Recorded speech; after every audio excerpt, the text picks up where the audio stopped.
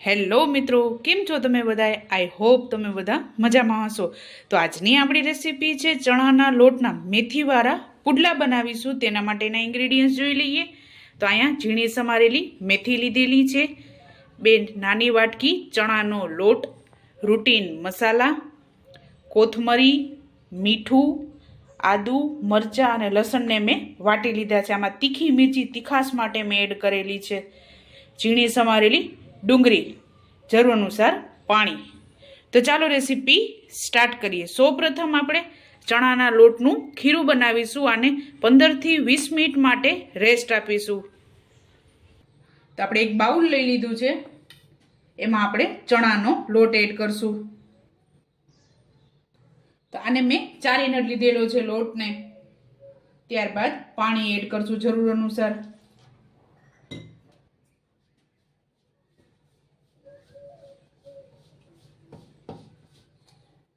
ચણાનો લોટ આપણે ચારીને એડ કરીએ તો ગાંઠા પડતા નથી.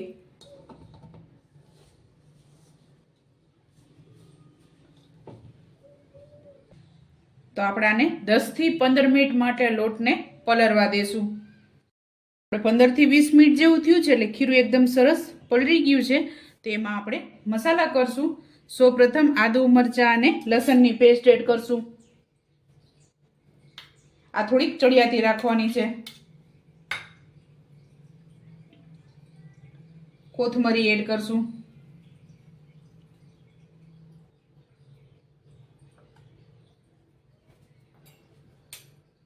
સ્વાદ અનુસાર મીઠું એડ કરશું.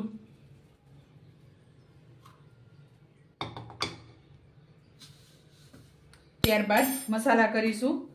તેમાં આપણે હળદર એડ કરશું,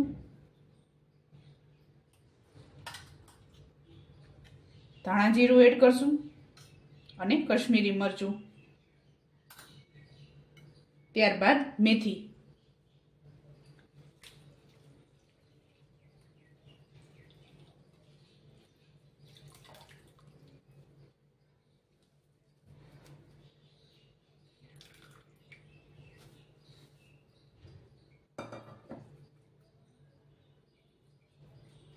ત્યારબાદ ડુંગળી.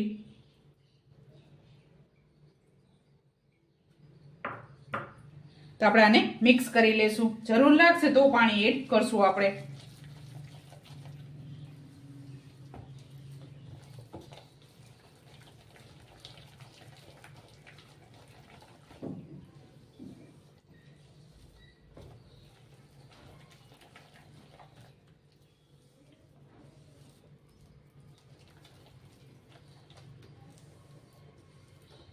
તો આપણે થોડુંક પાણી એડ કરશું, 2 ચમચી જેટલું જ.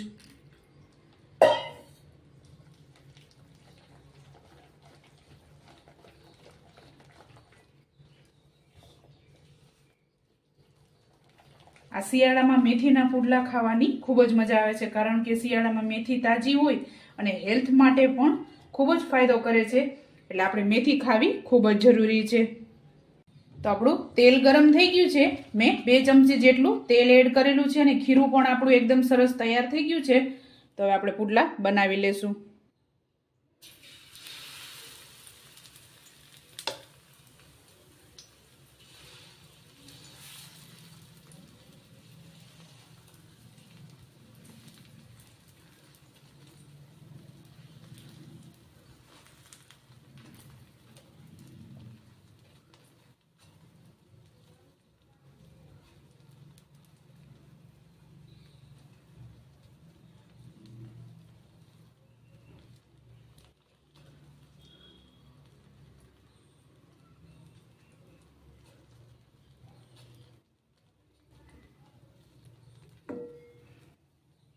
તો આપણે આ રીતે મીડિયમ ગેસ ઉપર એને પાકવા દેશું.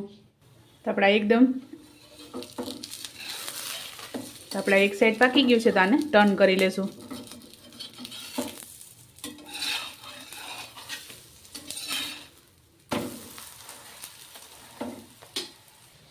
તો આપણે આ તૈયાર થઈ ગયું છે તો આને ઉતારી લેશું. તો ચાલો મિત્રો, તૈયાર છે ચણાના પુડલા મેથીવાળા. તમે પણ આ જ રીતે બનાવજો અને મને યાદ કરજો. મારા વિડીયોને લાઇક, શેર અને સબસ્ક્રાઈબ કરવાનું ભૂલતા નહીં.